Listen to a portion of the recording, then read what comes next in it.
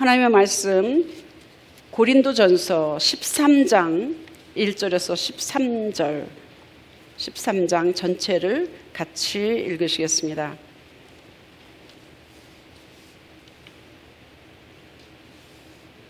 주보에 나와 있고 성경책 가지고 오신 분은 같이 읽으시면 되겠습니다.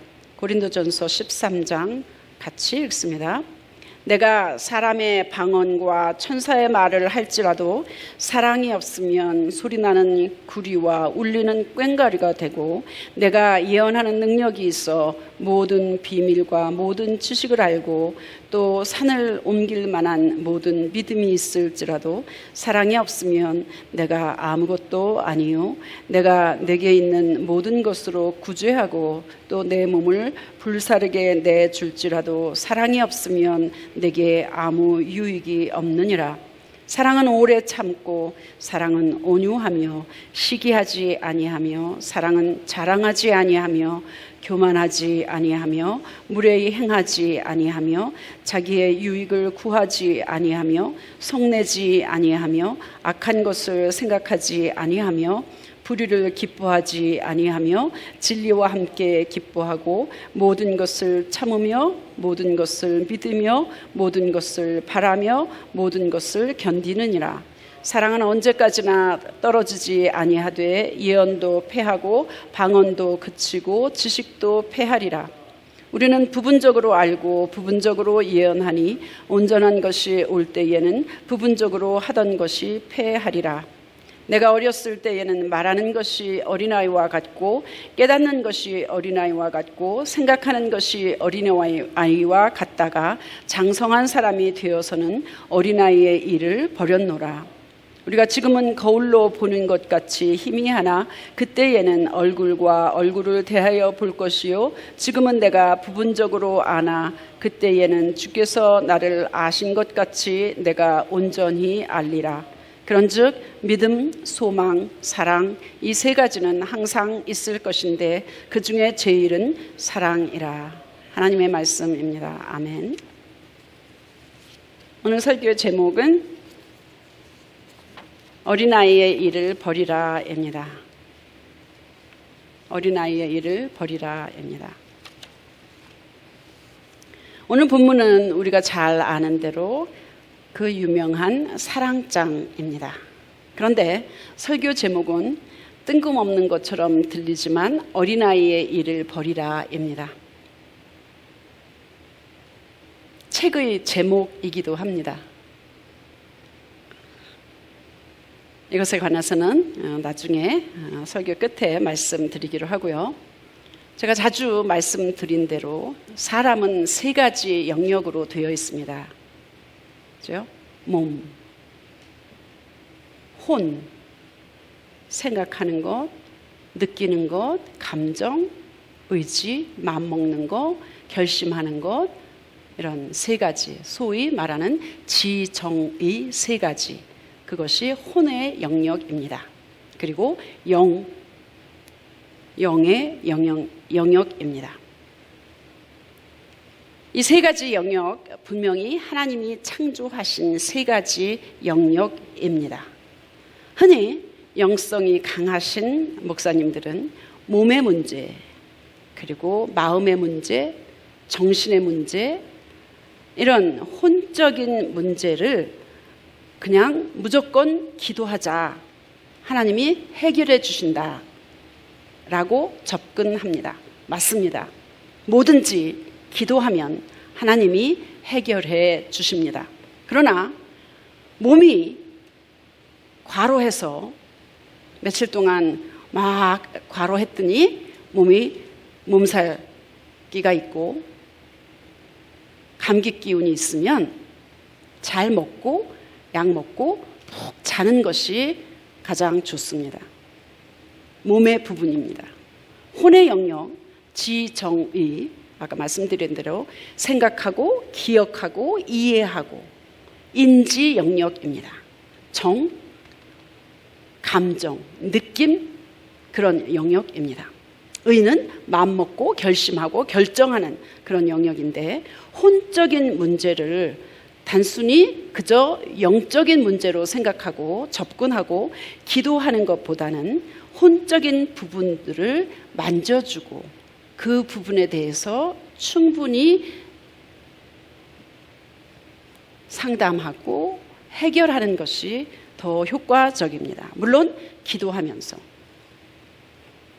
교양 있고 신앙 있고 나이가 많고 인생 경험이 아주 많아도 사람은 감정적인 동물이라서 딴 사람의 말 한마디에 쉽게 마음이 상합니다.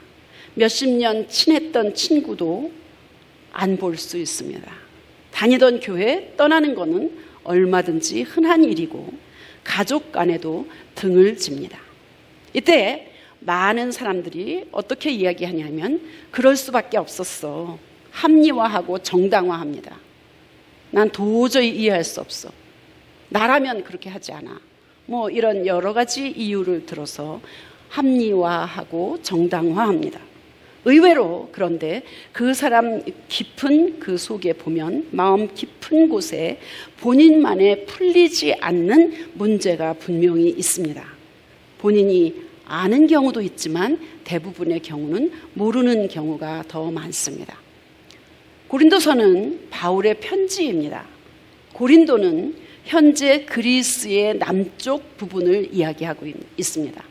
지금은 인구 3만밖에 안 되는 시골이지만 로마 시대에는 인구 60만의 대단한 상업이 활발한 많은 인종들이 모여서 사는 우상에 아주 팽배했던, 그리고 도덕적으로 성적인 그런 면에서 아주 문란했고 그런 국제 도시였습니다. 음란한 도시였습니다. 음행한 사람의 대명사를 고린도라고 이야기할 정도로 엄청 음란한 도시였습니다. 이곳에서 바울은 처음으로 이방인들에게 선교를 했습니다. 고린도 교회에는 고린도 교회에는 의붓 엄마와 동거하는 신자가 있을 정도였습니다. 그런데 방관했습니다. 고린도전서 5장에 나와 있습니다. 자유를 명목으로 해서 창녀와 관계를 맺는 사람도 얼마든지 있었습니다. 그래서 바울은 결혼, 이혼, 독신, 성윤리 이런 것에 대해서 자세히 설교했습니다. 고린도 교회는 문제가 많아서 그걸 깨우치고 바로 잡기 위해서 바울은 가르쳤고 편지를 썼습니다. 고린도 교회의 가장 큰 문제는 신자들 사이에 분파를 조성하고 분열하고 서로 으르렁거리는, 싸우고 또 때로는 대적하고 이런 일들이 가장 큰 문제였습니다. 교회 안에는 아볼로파다, 바울파다, 그리스도파다 이렇게 나뉘어서 그렇게 분쟁했습니다. 한국도 그렇지 않습니까? 그 좁은 땅덩어리에서 전라도, 경상도 이야기하지 않습니까? 이민 와서 미국에 사는 교포들 사이에도 전라도, 경상도, 어디 출신 뭐 이런 이야기를 많이 합니다.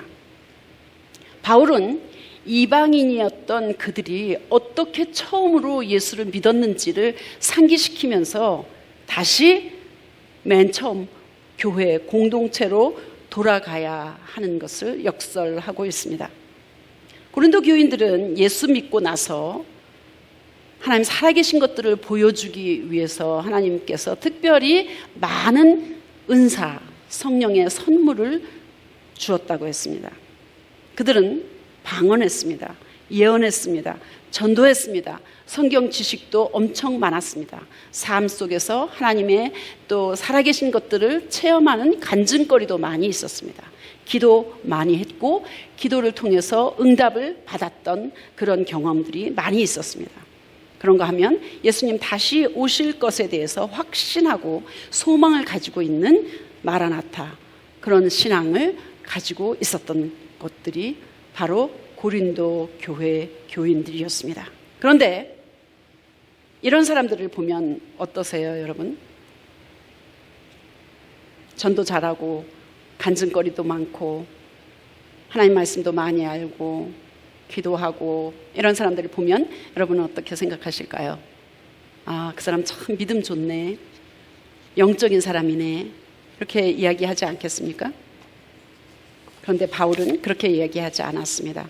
바울은 고린도전서 3장에서 그들에게 여러분은 영에 속한 사람이라고 말할 수 없습니다. 육에 속한 사람입니다. 그리스도 안에서 어린아이와 같습니다. 이렇게 이야기했습니다. 그 이유가 시기하고 질투하고 싸움하고 있으니 육에 속한 사람이고 인간의 방식대로 세상 방법대로 살고 있는 사람들이 아니겠습니까? 고린도전서 3장에 그렇게 이야기하고 있습니다. 하나님은 현재 우리가 어떤 상태에 있는지 보다는 짧은 시간에 혹은 긴 시간 동안에 우리가 어떻게 바뀌었는지, 어떻게 발전했는지, 얼만큼 성숙했는지, 얼만큼 성장했는지, 변화되었는지에 더 관심이 있으십니다.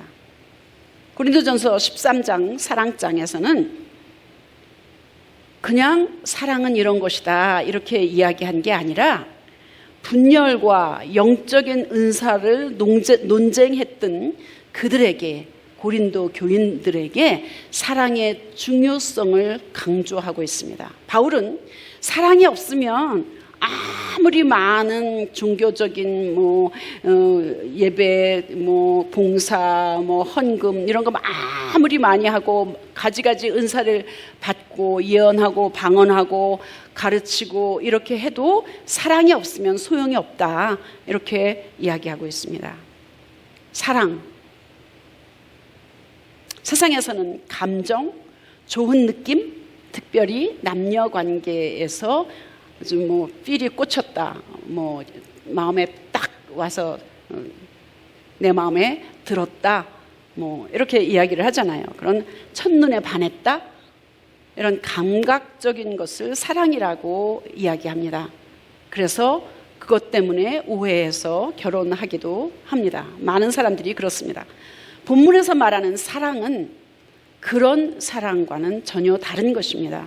사랑이라는 말을 예수님으로 바꾸어서 읽어보면 바울이 뭘 강조하는지 잘 알 수 있습니다. 사랑은 오래 참고, 예수님은 오래 참고. 사랑은 불의를 기뻐하지 아니하고, 예수님은 불의를 기뻐하지 않으시는 분입니다. 성내지 않습니다. 예수님은 성내지 않습니다. 그죠? 예. 우리를 얼마나 참아주시고 얼만큼 불의를 싫어하시고 이런 것들을 주님의 사랑을 받은 사람은 알 수 있습니다. 압니다. 그리고 우리로는 도저히 할 수 없는 예수님의 사랑으로 먼저 나를 그리고 다른 사람을 사랑할 수 있게 되는 것입니다. 그러면 성령의 은사는 성령께서 믿는 자들에게 주시는 능력입니다. 그죠? 성령의 은사는 무슨 뜻입니까? 은사는 쉽게 말하면 선물입니다. 사랑은 그러면 은사입니까? 사랑은 은사예요? 바울은 은사에 대해서 바로 고린도전서 12장에서 자세히 설명하고 있습니다.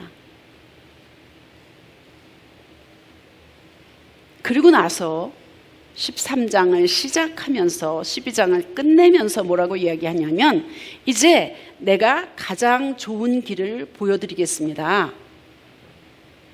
사랑장 13장을 그렇게 시작합니다. 따라서 사랑은 은사가 아니라 12장에서 이야기하는 가지가지 은사, 선물을 어떻게 사랑하는지, 어떻게 사용하는지를 가장 좋은 길을 사랑이라고 이야기하고 있습니다.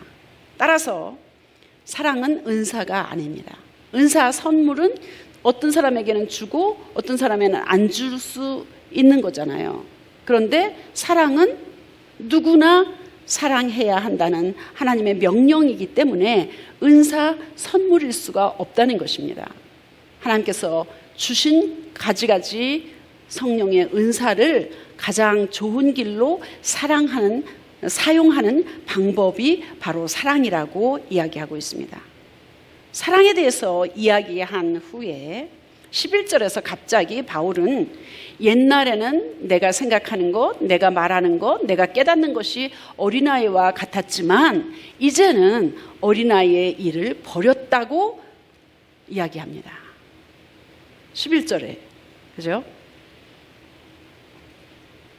나이만 먹고 몸만 어른 된 게 아니라 예수를 만나고 성령을 받아서 영적으로 거듭난 것뿐만 아니라 믿음이 성장하고 인격이 성숙했다, 혼적인 변화가 그의 삶을 완전히 바꾸어 버렸다는 것을 바울은 이야기하고 있습니다. 성숙해서 어린아이와 같이 깨닫는 것, 말하는 것, 생각하는 것이 어린아이와 같았을 때도 바울은 있었지만 이제는 더 이상 그렇게 하지 않는다라고 이야기하고 있습니다. 주의 사랑으로 사랑해서 지정의가 변화돼서 성장해서 성숙한 삶을 살고 있다고 이야기합니다. 이 말은 예수님이 그 안에서 활동하고 계신다는 것을 이야기합니다. 내가 그리스도와 함께 십자가에 못 박혔느니 그런즉 이제 내가 산 것 아니요 오직 내 안에 예수께서 사신 것이라. 갈라디아서 2장 20절에서 바울이 한 이야기입니다. 이제는 내가 몸만 커서 어른이 된 것이 아니라 영적으로 거듭나서 태어나기만 한 것이 아니라 삶 속에서도 지정의, 생각하고 말하고 느끼고 결심하는 모든 것, 언행심사라고 하죠. 이런 것들이 이제는 변화됐다, 바뀌었다, 좀 더 성장했다, 성숙했다, 이런 것을 이야기하고 있습니다. 아까 말씀드린 어린아이의 일을 버리라 라는 책을 지은 데이비드 시먼스 목사님은 연합감리교회 목사님이십니다. 인도 선교사였던 부모님을 따라서 인도에서 한 16년 이상 선교했던 목사님이십니다. 상담 그리고 실천 목회 이런 것에 관해서 많은 책도 지으시고 또 그것을 통하여서 단순히 영적인 그런 것뿐만 아니라 혼적인 부분들을 건드려서 치유하고 또 하나님의 은혜를 체험하는 그런 것에 그런 회복의 길을 많이 여신 그런 목사님이십니다. 그 책에는 우리 모두 속에는 어린아이가 숨어 있다 이렇게 이야기합니다. 기억하든 기억하지 않든 무의식 속에 깊숙이 자리 잡고 있는 4가지 아이가 있다고 그 목사님은 그 짧은 책에서, 그 아주 얇은 책에서 그렇게 이야기하고 있습니다. 그 어린아이는 4가지인데 상처받은 아이, 두려운 아이, 미움받은 아이, 수치당한 아이, 이렇게 기록하고 있습니다. 그래서 그 기억에 있던 그런 것들을 끄집어내가지고 그걸 하나님 앞에 내놓고 치유받으면 된다. 그러면 더 이상 내 속에 있는 그 내면 깊은 곳에 숨어있는 어린아이로 활동하지 않는다. 이렇게 이야기하고 있습니다. 예를 들면 공적인 자리에서 교양 있고 체면 있고 예절을 갖추어서 얼마든지 할 수 있습니다. 그런데 일단 가까워지면 가까운 친구가 된다. 아니면 특히 부부가 된다. 가까운 가족 사이에서는 그런 것들이 속에 있는 내면에 있는 아이가 서서히 활동하기 시작한다는 겁니다. 그래서 어릴 때 감정적 고통이 치유되지 않은 상태에서 몸만 어른이 되었을 때는 수시로 그 어린아이가 내 안에서 활동을 해갖고 말로 나타나고 생각으로 나타나고 대화로 나타나고 이렇게 한다는 겁니다. 그래서 결혼할 때는 두 사람이 결혼하는 거지만 그 사실은 그 속에 있는 내면 아이와 합해서 네 사람이 결혼하는 것과 마찬가지다 이렇게 이야기합니다. 우리가 현재 누구와 대화를 하고 있습니다. 어떤 상황에 처해 있습니다. 그런데 아주 자주 그 사람 안에 있는 내면적 아이가 활동해가지고 때로는 상대방이 이해하지 못할 정도로 약간 과장해서 과잉해서 반응하고 있다 이런 것을 느낄 때가 있잖아요. 그 안에 있는 어린아이가 반응한다는 겁니다. 이런 예는 얼마든지 있습니다.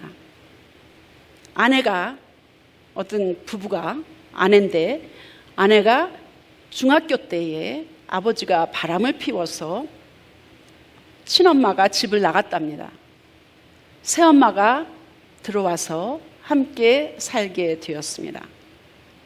아버지에 대한 미움, 상처 이런 것으로 인하여서 그 아내는 피해자가 되었습니다. 피해자가 되면 반드시 가해자로 나타난다는 겁니다. 아빠한테 피해받았어? 새엄마한테 피해받았어? 그 환경 때문에 피해받았어?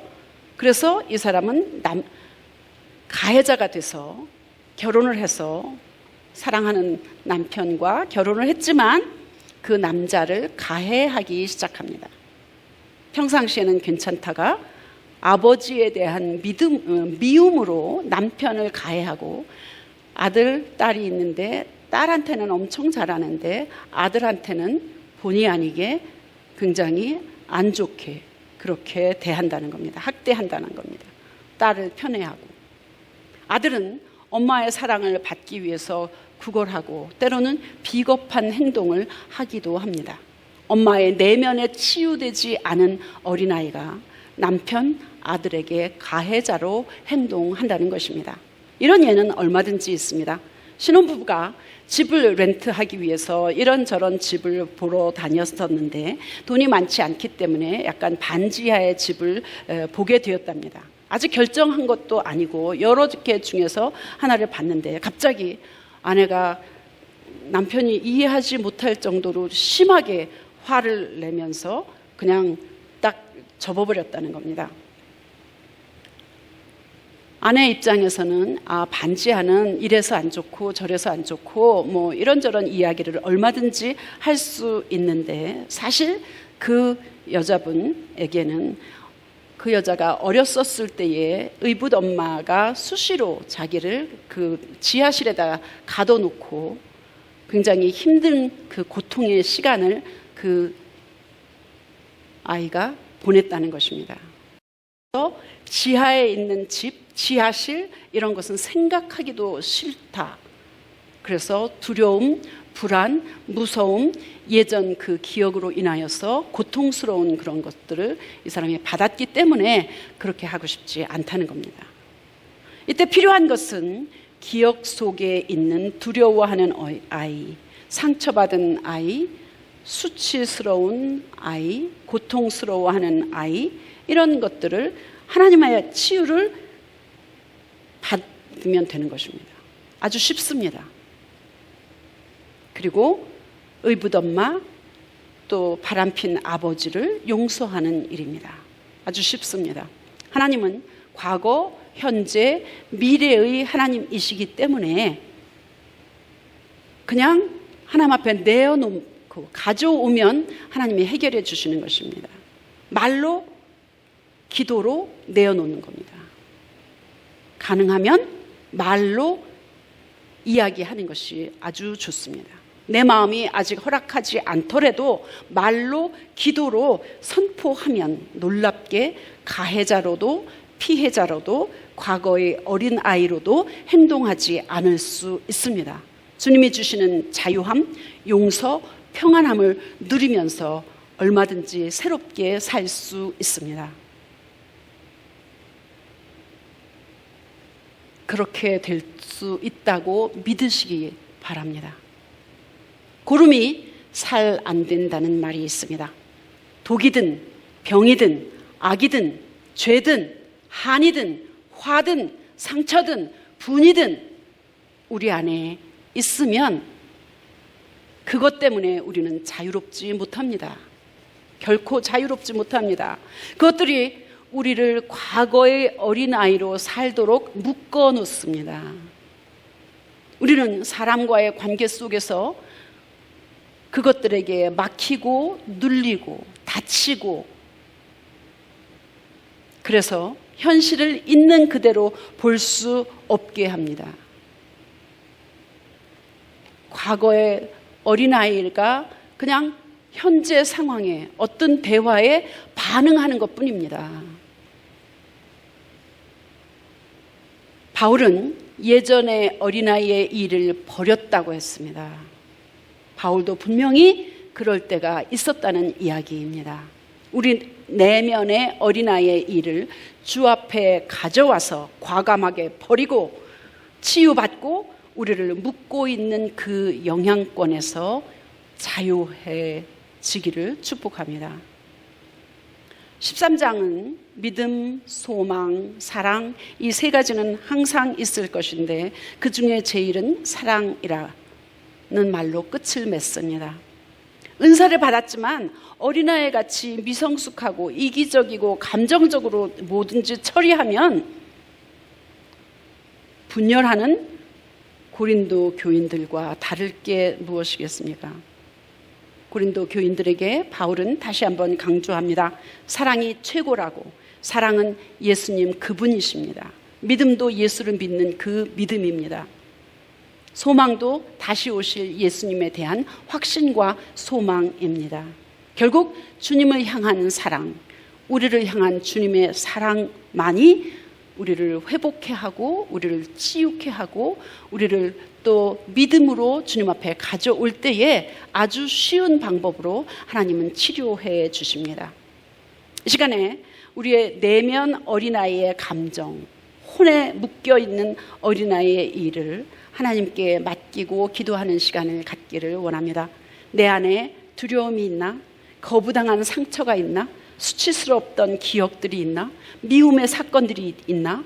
용서 안 되는 사람들이 있나? 하나님께 내어놓고 기도하기를 원합니다.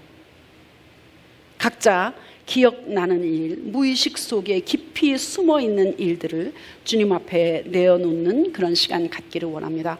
보혈로 상한 마음을 씻어달라고 씻어주시는 그런 시간을 갖기를 원합니다. 그래서 우리 영적으로, 육신적으로, 혼적으로, 지적으로, 정적으로, 의지적으로 다 건강한 삶을 살 수 있기를 축복합니다.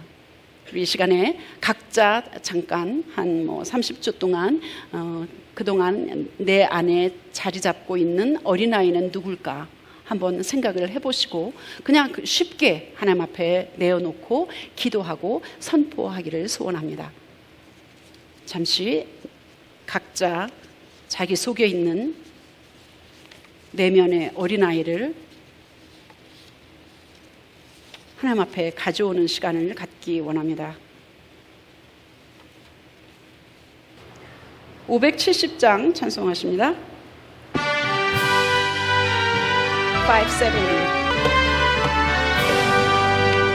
주는 나를 기르시는 목자요 나는 주님의 귀한 어린 양 푸른 풀밭 맑은 시냇물가로 나를 늘 인도하여 주신다. 주는 나의 좋은 목자 나는 그의 어린 양 저를 따라 꼴을 먹여주시니 내게 부족함 전혀 없어라. 예쁜 새들 노래하는 아침과 노을 비끼는 고운 황혼에 사랑하는 나의 목자 음성이 나를 언제나 불러주신다. 주는 나의 좋은 목자 나는 그의 어린 양 저를 따라 꼴을 먹여주시니 내게 부족함 전혀 없어라. 못된 짐승 나를 해치 못하고 거친 비바람 삼지 못하리. 나의 주님 강한 손을 펼치사 나를 주야로 지켜주신다. 주는 나의 좋은 목자 나는 그의 어린 양 저를 따라 꼴을 먹여주시니 내게 부족함 전혀 없어라.